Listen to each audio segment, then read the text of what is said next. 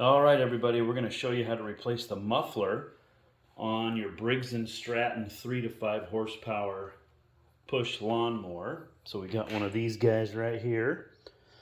And this is very standard on a lot of lawnmowers. So one of the things that ends up happening is that the muffler, which you can see here, is no longer existent.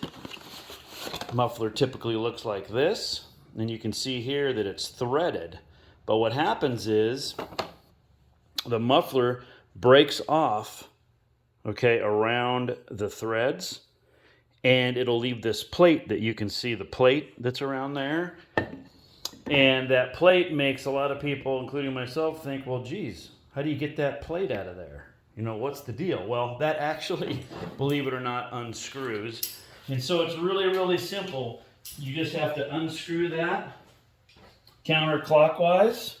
You get a set of vice grips because they always break off this way, as I've found out. And you click those on and you unscrew it like so. And then you can see here that you've got threads. So now we can go ahead and put our new muffler in, and it simply screws in the same way it came out. We all hope, right?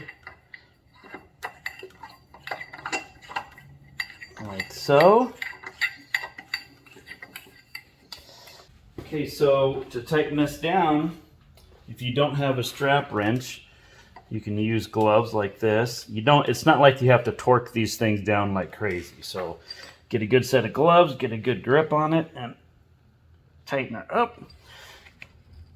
It'll stay snug. And then after the first time you mow the lawn, the next time you go to mow it, when it's cool, then you can just check it, make sure it's snugged up. But it's definitely something you don't need to, torque like crazy. It's probably about maybe 20 foot-pounds, which with your hand, you can get that nice and snug, be plenty. So that's all there is to it. Anyway, and very, very standard muffler. So hopefully that helps you.